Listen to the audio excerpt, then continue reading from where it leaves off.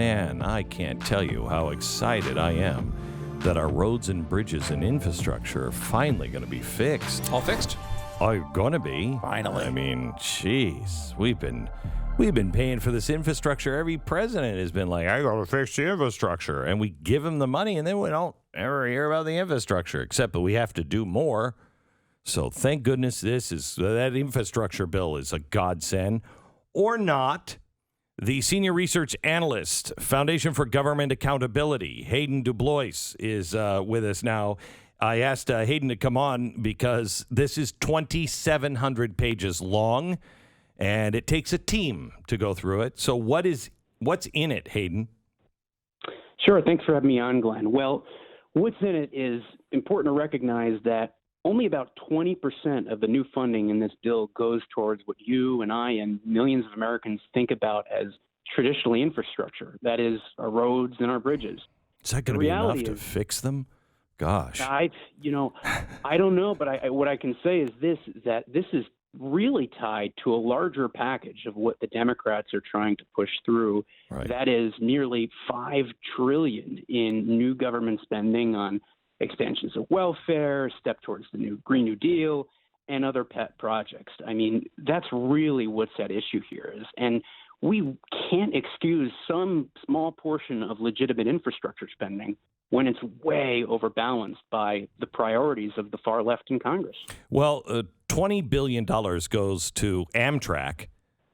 Yeah. I don't know why we keep bailing Amtrak out, but we do. Amtrak and climate change and related green efforts. What they're trying to do is to try to get us to go to electricity. But I don't understand this.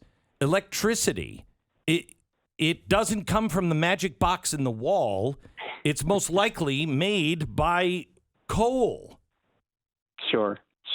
No, you're absolutely right. We've seen, they've just got tons and tons of investments in here that they're trying to create a new clean energy office in the Department of Energy, EV charging. They've got a $250 million grant for low emission ferries, which everyone knows is such a big problem. Those, ferries, we really need to do something about it. They're horrible. But you dive a little bit deeper into this. It's 2,700 pages. I tried to read what I could. But case in point example, page 167, it says, and I quote, that they're going to enable and encourage children, including those with disabilities, to walk and bicycle to school, end quote.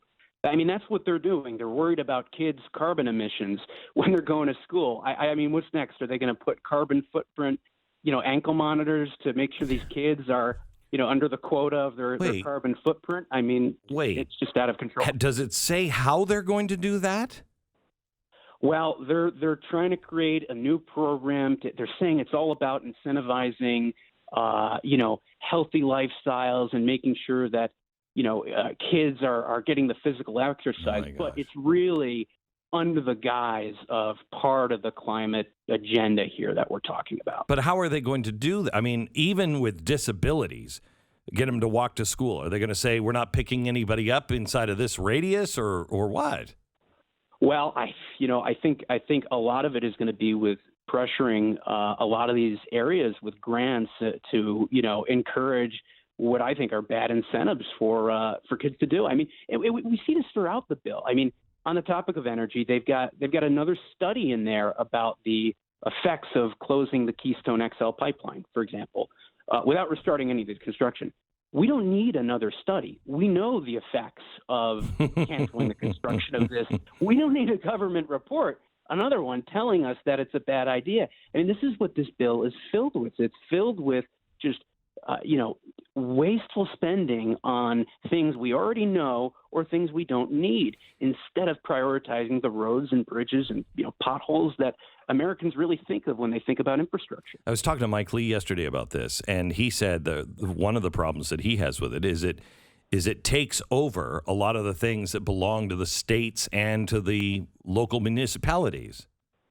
He's absolutely right. Yeah, I listened to that interview, and he made a great point that, while people are going to say, well, it's good because they've got interstate highway funding and that should be done by the feds, there's a lot in here that is like rural surface transportation grants. That shouldn't be coming out of a centrally planned federal office, that's written up by some senators. States could administer that much more efficiently than the federal government can. The entire, precipice and foundation of this bill is that infrastructure spending is best when it's centrally planned, which we know isn't true. And then when you realize and recognize how that's all tied in to the other trillions of dollars of other priorities that are completely unrelated to infrastructure, like expanding welfare and expanding the child care tax credit and all of that. I mean, we're really stretching the definition of infrastructure to a point it's never been at. There are provisions in there for Bitcoin and cryptocurrency, to where yes, if you sell your cryptocurrency, you'll be called a broker. And then all brokers have to report all activities to the IRS, right? Yeah, which is Senator Toomey issued a statement on this, actually, and he said it's virtually impossible to implement because you don't have the required information, the 1099s to do that. And a lot of the blockchain companies are saying it's a ridiculous provision because they're doing that to try to raise revenue through this. But they're saying that the revenue estimates are way off. Toomey called this a hastily designed tax on blockchain. He's absolutely right. This is just, stifling yet another, innovation in the cryptocurrency sphere that we don't need and really isn't going to work and isn't going to pay for what this bill tries to pay for. So they say that it's trying to, help raise the funds to pay for this, et cetera. But I disagree with you. I don't think it is to do that. I think it's to cripple cryptocurrency because they know what they're doing to the U.S. dollar and they need a DUSD, a digital U.S. dollar. That very well could be the case because, well, let me put it to you this way. The underlying theme in this conversation that we can't forget about is inflation, right? We did a poll at the Center for Polling Excellence affiliated with FGA. 87% of voters, including a majority of Democrats, are either very or somewhat concerned about inflation. And Glenn, I keep thinking of three numbers: 30, 30, 30. $30 trillion national debt, 30% annualized rate of inflation for producers' goods, and 30 years high of core inflation. This bill and the associated $5 trillion in spending is only going to fuel future inflation. We're going to wind up with the inflationary consequences of this infrastructure bill, where people won't be able to even afford the gas to drive their cars on the roads that this bill is allegedly going to fix. How fast do you think that? I mean, what's really irritating to me is they're saying they're paying for this with a lot of the COVID emergency money. Remember when they just started saying, we need this, we need all of this money, and then they never spent it. They knew this was coming in. And so they're moving all of that emergency COVID spending over to pay all of this. When does this money actually, if approved, start to get pushed out into the system? Well, here's part of the problem with this, and this is really an underlying problem with this bill as it relates to the funding. We don't even know how much that is going to cover the cost. I mean, they have yet to issue a Congressional Budget Office score for this bill, and they're trying to get it read. Well, nobody's going to read it, but try to get it passed and understood and comprehended before Congress goes on summer recess. They don't even know what it costs. I mean, that's preposterous for anyone to expect that the Senate is going to be able to have legitimate debate on this.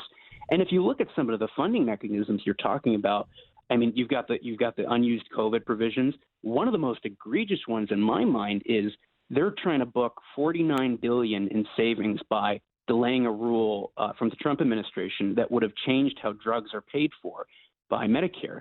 Instead of going to insurers, they would have passed prescription savings on to seniors and some of the truly needy. But because they're delaying that rule will essentially be propping up billions of dollars on the spending priorities of the Democrats, which range from low-emission ferries to clean energy supply chains on the backs of our Medicare recipients. I can't speak for the Senate, but I don't think that's a good way to fund an infrastructure proposal, especially when you've got these seniors living on fixed incomes when inflation's so high. So I want to be charitable to people like Mitt Romney, but I have a hard time doing that.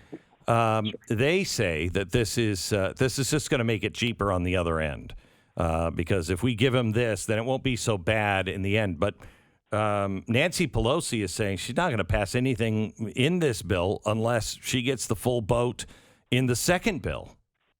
Yeah. Yeah, I mean, that's what I think folks have to take away from this. This is not a, I hear the number $550 billion infrastructure package. That's not what this is about. This is about a $5 trillion welfare-filled expansion, one of the largest in U.S. history if it gets passed, that Nancy Pelosi and AOC and Joe Biden are attaching at the hip to the infrastructure package. That's what's at issue here. And that's the fundamental problem, is that this is tied to unbelievable increases in spending in all the wrong areas that have nothing to do with infrastructure. The infrastructure package is just the tip of the much bigger iceberg that forms the basis of what we're talking about here.